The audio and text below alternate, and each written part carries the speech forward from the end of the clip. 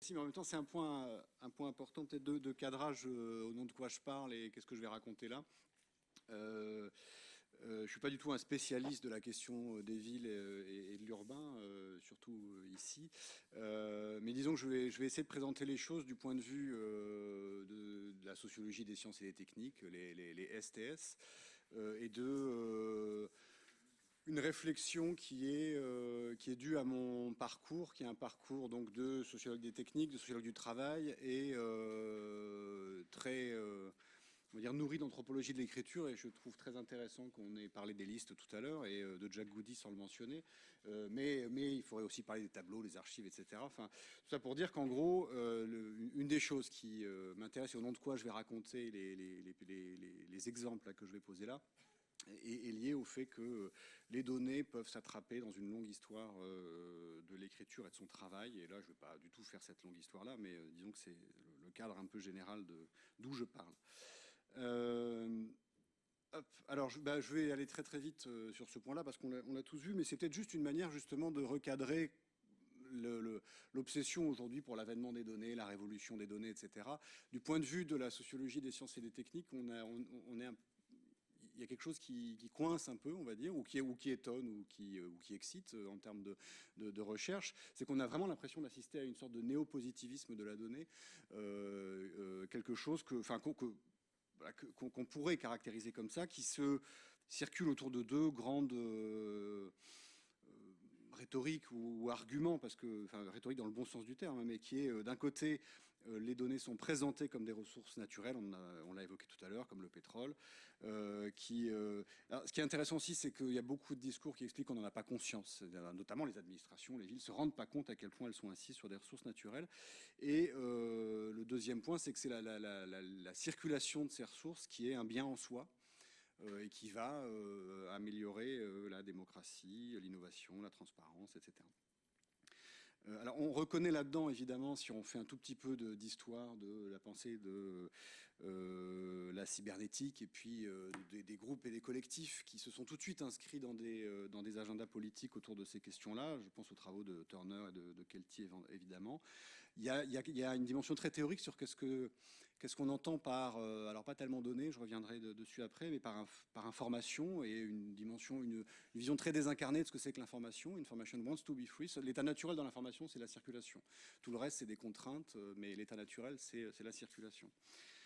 Et cette théorie désincarnée, il y a plein de manières de la questionner. Et par exemple, la question de l'environnement, qui a été évoquée tout à l'heure sur les blockchains, ou qu'on pourrait renvoyer sur l'Internet des objets, une question qui va quand même retomber très très très vite, créer d'énormes controverses. Et si on croit un tout petit peu qu'on n'est pas loin, ou on est dans la fin du monde, ou dans la fin d'un monde, sans doute que ça va quand même freiner et transformer une grande partie, y compris de ce qu'on appelle la blockchain, de toutes ces choses-là. Alors ça, c'est un premier versant de ce néo-positivisme. Je voudrais juste, en 2 secondes, le mettre en parallèle, enfin, insister pour le fait que c'est intéressant de le mettre en parallèle, ce qu'a fait Gilles dans son introduction. Je pense que c'est très important de dire que la plupart des critiques qu'on pourra appeler foucaldiennes, mais gentiment, parce que c'est une lecture souvent un peu rapide de Foucault, et des grandes inquiétudes autour de ces données font à peu près les mêmes postulats de ces données-là. C'est-à-dire qu'elles circulent, elles sont très puissantes, ça marche, quoi. Dans les deux versions, il y a ça. Et donc évidemment, c'est un peu surprenant ce que je disais tout à l'heure du point de vue des STS, parce qu'on a l'impression un peu d'un retour en arrière, et y compris dans plein de domaines scientifiques où on utilise des données, on a un rapport aux données qui est quand même beaucoup plus complexe, nuancé que cette version-là très désincarnée des données. Alors donc je vais en gros présenter des cas donc, qui sont associés à la question de la ville et du territoire, en ayant en tête quelques leçons des STS. Donc j'espère que c'est pas un péché ici, mais j'ai déjà eu le cadrage là, je vais citer juste une phrase de Latour, après on n'en parlera plus. Parmi les leçons de la sociologie des sciences et techniques, il y en a une très simple, c'est que les données sont obtenues. Premièrement, c'est-à-dire dès qu'on regarde les gens travailler, les scientifiques, ils n'ont pas des données qui leur sautent au visage, ils n'ont pas des données qu'ils ramassent comme ça avec la main, ils travaillent des données, ils les obtiennent. Donc ça, c'est un premier point, et c'est un premier élément d'ailleurs de définition de ce que c'est qu'une donnée, qui est discutable, mais c'est un truc qui est produit. Voilà, c'est quelque chose qui est fabriqué. Et c'est pas quelque chose qu'on a. Alors c'est vrai si on interroge les GAFA, ils fabriquent des données. Et on leur donne pas des données. Ils ont des machins qu'ils ne considèrent pas tout à fait comme des données et ils en font des données. Le deuxième point qui est peut-être un peu moins connu mais tout aussi intéressant, il y a beaucoup de travaux en sociologie des sciences qui se sont penchés sur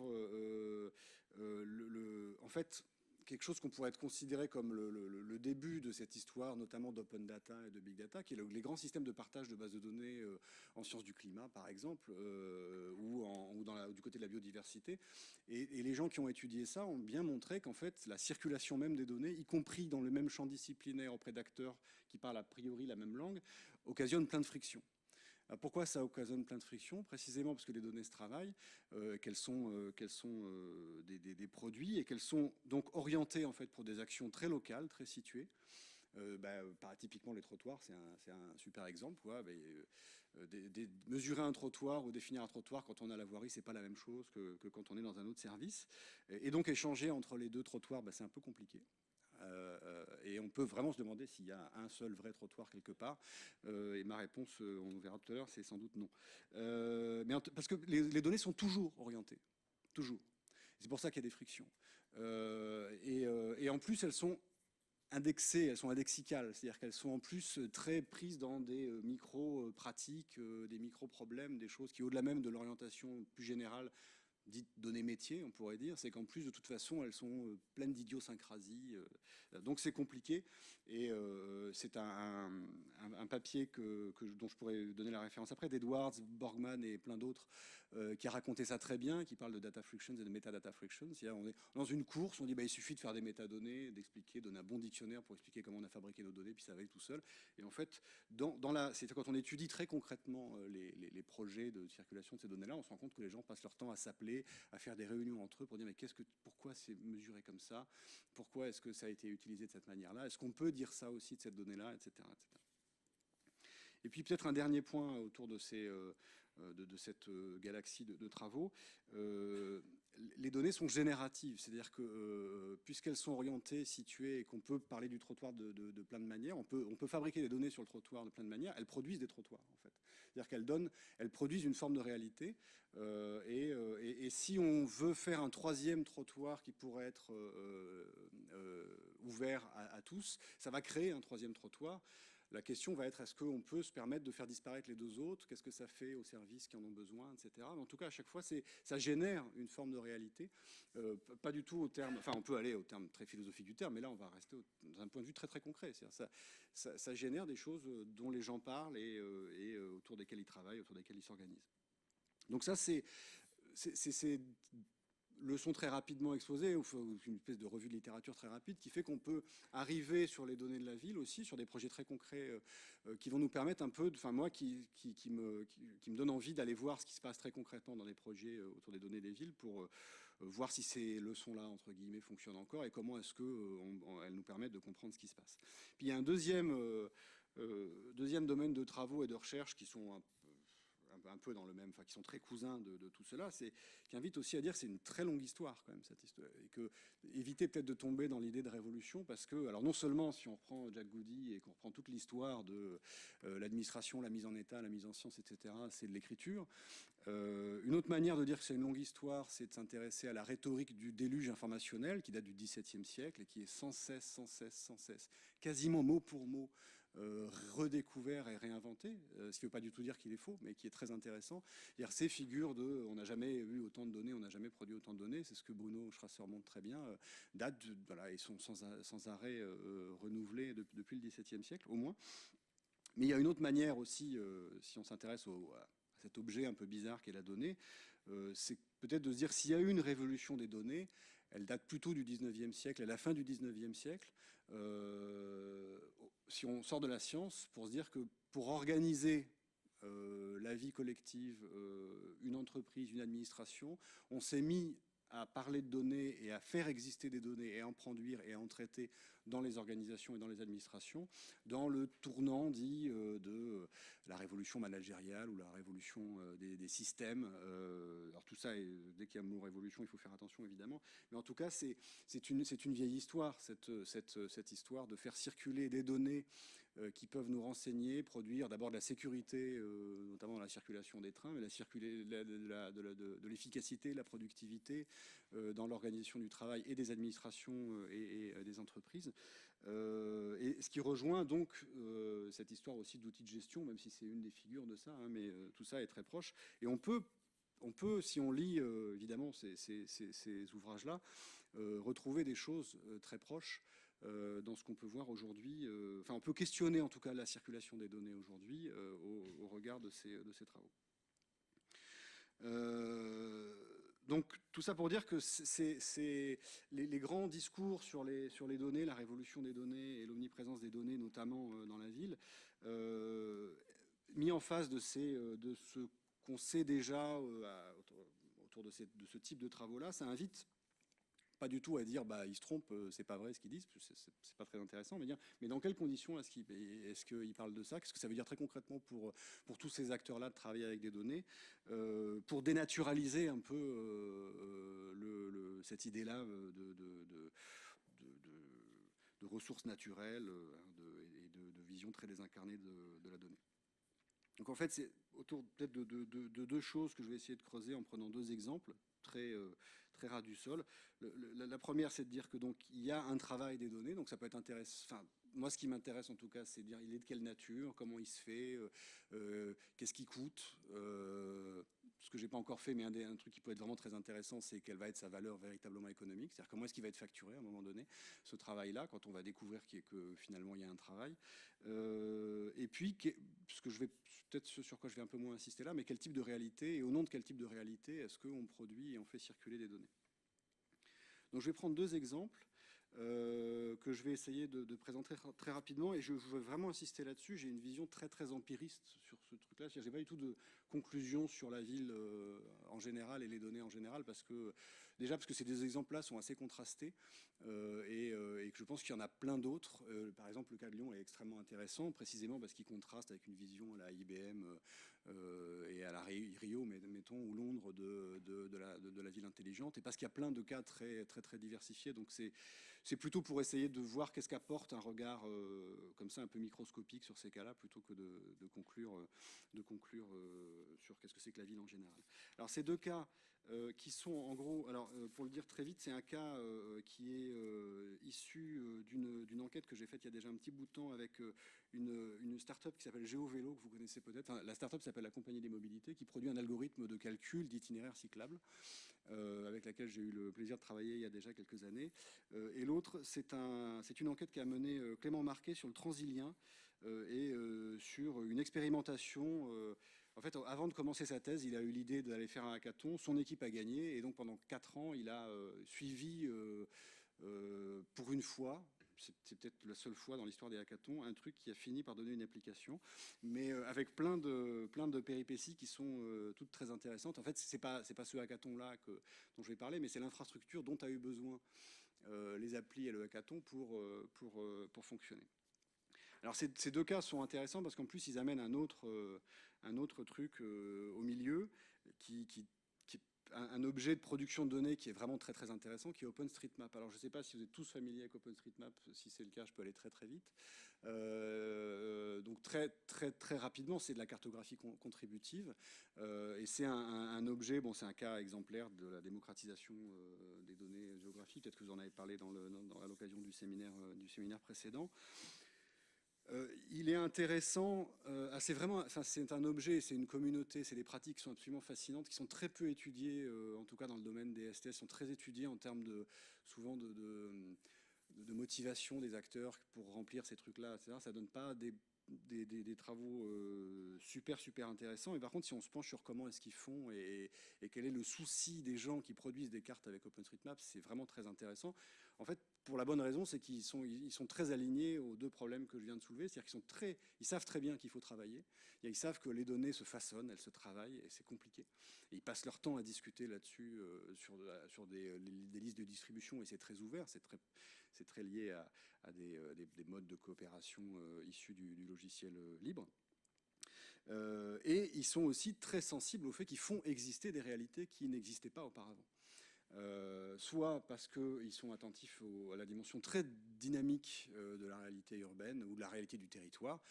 C'est devenu les champions, y compris en pratique. Ils ont des accords avec l'ONU pour tous les cas de catastrophes naturelles. C'est grâce à OpenStreetMap et à ses contributeurs qu'on produit des cartes dynamiques, mais aussi des champions de la critique et de la cartographie critique, qui donnent à voir la déforestation, qui donnent à voir des questions de qualité de l'air, par exemple.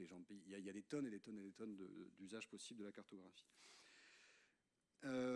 Alors, les deux cas que... Alors, juste pour expliquer comment fonctionne OpenStreetMap, et vous le savez sans doute, donc je vais aller très très vite. Vous, à peu près, enfin quasiment n'importe qui, mais évidemment c'est pas vrai, mais beaucoup, enfin pour remplir OpenStreetMap, pour être contributeur, on est sur place en général, c'est en train de changer. On s'outillait jusqu'à quelque temps d'un petit papier qui prenait le coin du territoire qu'on voulait cartographier et d'un crayon. D'un appareil GPS, et ensuite on rentrait chez soi, on utilisait un petit logiciel libre de remplissage de cartes, enfin de géomatique, de dessin et de données, de production de données géomatiques, et ensuite on remplissait une base de données dont vous voyez quelques lignes ici, qui donne différents types d'informations, différents types de données. C'est très variable selon l'objet qui nous intéresse évidemment. Alors les deux cas que je vais évoquer, ils sont intéressants parce que en fait, dans les deux cas, on se tourne vers OpenStreetMap parce qu'on a un problème avec les données, mais en fait, on donne pas tout à fait la même. Enfin, on se retrouve avec un problème un peu différent. Donc c'est pour ça que ça me paraît utile de les contraster. Donc premier cas.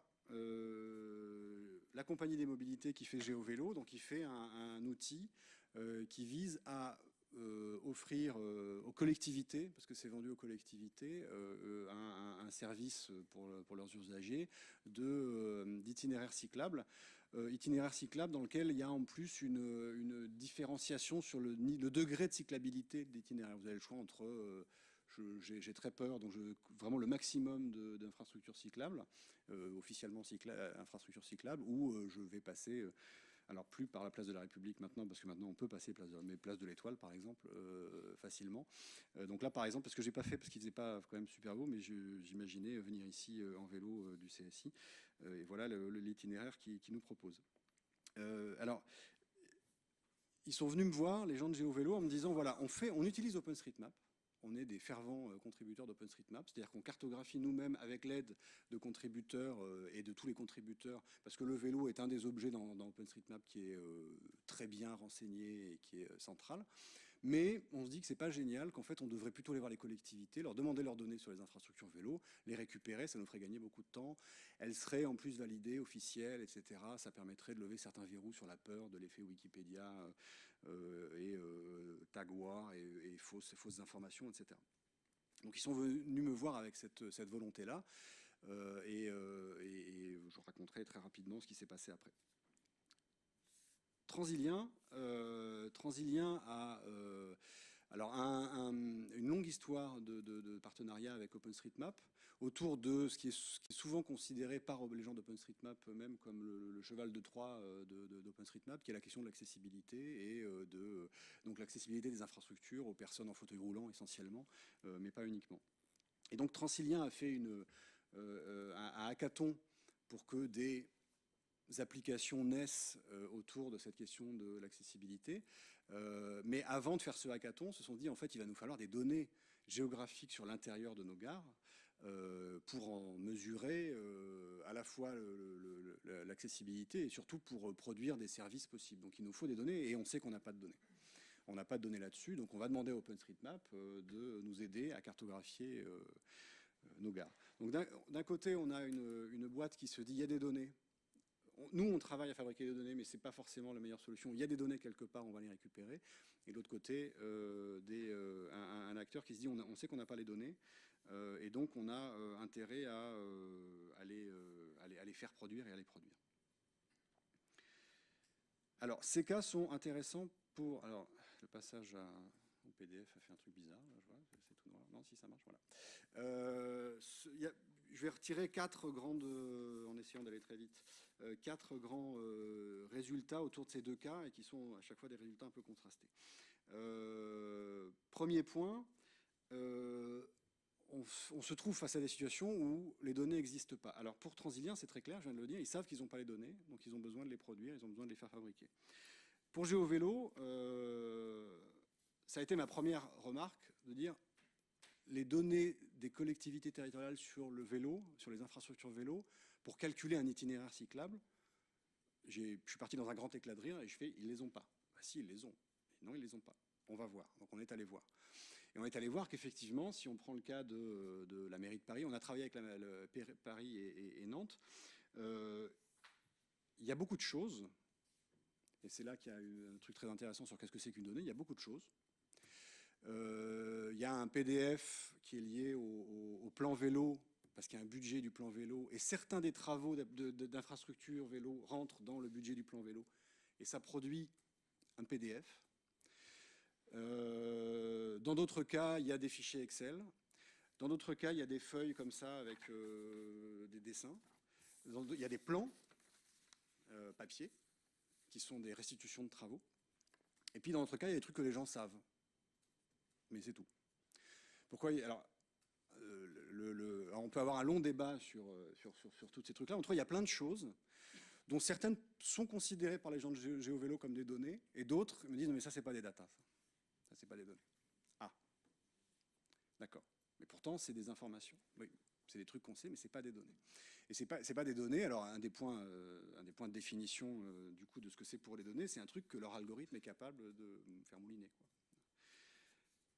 Alors, c'est des trucs que leur algorithme est capable de faire mouliner directement, sans travail. Sans qu'il y ait à le retravailler ou que ce soit pas trop coûteux. C'est-à-dire qu'on ait les moulinettes qui aillent bien, qu'on ait les machins qui aillent bien, que ce soit... Donc il y a l'histoire de standard, évidemment, il y a l'histoire de... Mais un PDF ou une feuille papier, c'est sûr que ça marche pas. Alors, le patron de la boîte, de la start-up est très rigolo, c'est un ancien élu, donc il aime bien... Enfin, donc il dit c'est un scandale, quoi. Qu'est-ce que foutent les fonctionnaires, c'est inadmissible, c'est pas normal, etc. Donc je lui ai fait lire Garfinkel pour lui dire qu'il y a des très bonnes raisons organisationnelles pour avoir de très mauvaises données. Comme le raconte Garfinkel, Bittner, en fait, qui est l'étudiant de Garfinkel à l'époque, sur les records, la production donnée par les médecins dans un hôpital. Il y a plein de très bonnes raisons pour ça, c'est-à-dire qu'en gros, ils n'ont pas besoin de données, ils ont des infos qui suffisent, et puis les infrastructures cyclables, c'est un truc un peu compliqué, quoi. C'est-à-dire qu'une bande cyclable, par exemple, dans Paris, aujourd'hui, si vous avez des travaux dans un petit coin de Paris, il suffit que dans la mairie d'arrondissement, il y ait quelqu'un qui soit un peu activiste du point de vue du vélo et dit quand vous reboucherez tout ça, vous refermerez tout ça, vous mettrez une bande. Zéro trace nulle part. C'est de la peinture, ça coûte rien. Il y a nulle part, il y a la trace de ça. Ça n'est pas dans le budget du plan vélo, donc il n'y a pas de données là-dessus. Par contre, quand on veut faire un itinéraire cyclable point à point, presque centimètre par centimètre, on a besoin de cette information-là et on a besoin de la transformer en données. Donc pour aller très vite, le résultat de l'enquête et de la discussion avec eux, c'est de dire non, mais en fait, vous, avec OpenStreetMap, vous êtes super bon. Et vous êtes bien meilleur que ces acteurs-là, et c'est normal. C'est pas un scandale. Donc, le premier élément de réponse, mais qui est un point vraiment super important, y compris sur la réponse des critiques, enfin sur la réponse qu'on peut faire à une version très inquiète de l'omniprésence de données partout, quoi. Il y a beaucoup de trous, effectivement, comme on l'évoquait tout à l'heure. Deuxième point, je vais aller plus vite là-dessus, c'est la production de ces données-là est coûteuse. Si on demandait aux gens de la mairie de Paris ou de la collectivité de Nantes et à tous les autres de faire eux-mêmes, à chaque fois qu'ils ont l'idée de dire mettez-moi une bande, d'aller remplir quelque part au bon format dans un système d'information ça, ils ne feraient que ça. Sachant qu'ils font déjà que ça quand on les raconte. Enfin, si vous êtes allé les voir, tous les gens dans ces services-là passent leur temps déjà à produire des tableaux de bord, à produire des reportings, etc. Donc est-ce que pour le vélo et pour le machin et pour le truc, il faut leur demander de faire ça? C'est discutable. En tout cas, ça a un coût. Transilien, c'est tourné naturellement au départ vers OpenStreetMap. Enfin, naturellement, c'est tourné vers OpenStreetMap en disant ça va pas être très cher. Et je fais très rapidement l'histoire que Clément Marquet donc, a reconstitué dans sa thèse qu'il est en train d'écrire. Le Transilien, c'est donc d'abord proposé à OpenStreetMap de lancer un appel pour cartographier l'intérieur de ces gares au nom de l'accessibilité. C'est surtout les deux grands patrons d'OpenStreetMap France qui s'y sont coltinés, qui n'ont pas eu le temps de le faire. Résultat, au moment du hackathon, l'infrastructure de données n'était pas du tout prête, la carto n'était pas prête. Donc ils ont demandé à une junior entreprise, ils ont fait bosser des étudiants qu'ils ont formés rapidement auprès d'OpenStreetMap, qui ont bossé pendant quelques temps à cartographier. Et le responsable au sein de la SNCF, qui était aussi un grand contributeur d'OpenStreetMap, à un moment donné a mis le nez dans les données, a dit c'est une catastrophe, on arrête, on jette tout, je vais le faire. Et il le fait seul, payé par la SNCF pour le faire. Il le fait avec les plans des architectes, puisqu'il bosse avec les SNCF, ce que n'avaient pas les gens d'OpenStreetMap. Et puis, il cartographie à peu près tout. Et puis, il dit, il y a 3 gares, multiniveaux. En fait, c'est un défi absolument incroyable à cartographier. C'est hyper compliqué. Donc, on fait un appel d'offres. On embauche Cartocité, une boîte de gens qui sont des contributeurs massifs d'OpenStreetMap, mais qui sont aussi des gens qui ont monté une boîte, qui aident à faire ces 3 dernières gares et qui font des innovations à la fois software et hardware, enfin qui se servent d'une innovation faite par une autre boîte, notamment pour faire de la photo 3D et pour produire de la cartographie à plusieurs niveaux.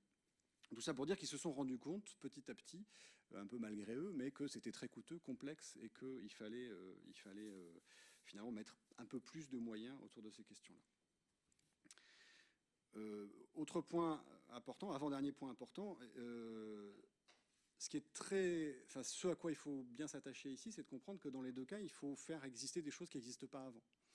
L'accessibilité des gares, c'est une question très complexe, et si on veut qu'elle se traduise par compter tous les poteaux, compter toutes les marches, compter tous les machins, etc., il faut le faire exister. Et c'est un enjeu politique, de service, etc., etc. Et c'est bien pour ça qu'on se met à se dire qu'il faut qu'on produise des données et qu'on a besoin de données. L'infrastructure vélo, c'est pareil. Ça n'existe pas.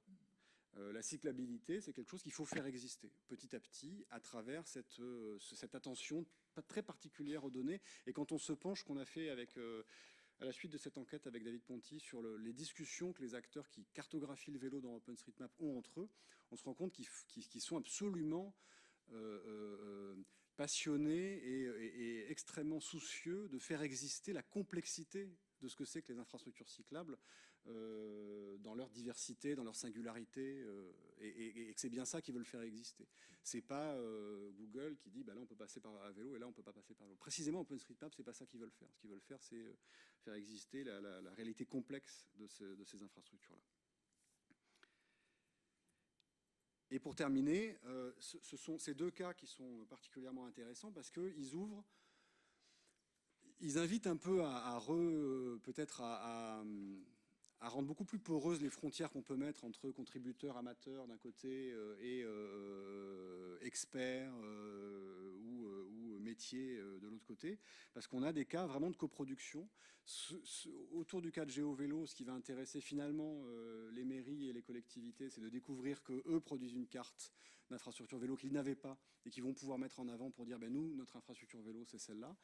Ils vont aussi mettre en place, je ne raconte pas tout, mais un système de validation qui va permettre de produire de la donnée littéralement coproduite. Et dans OpenStreetMap, on a beaucoup de cas qui sont absolument passionnants autour de ces questions-là.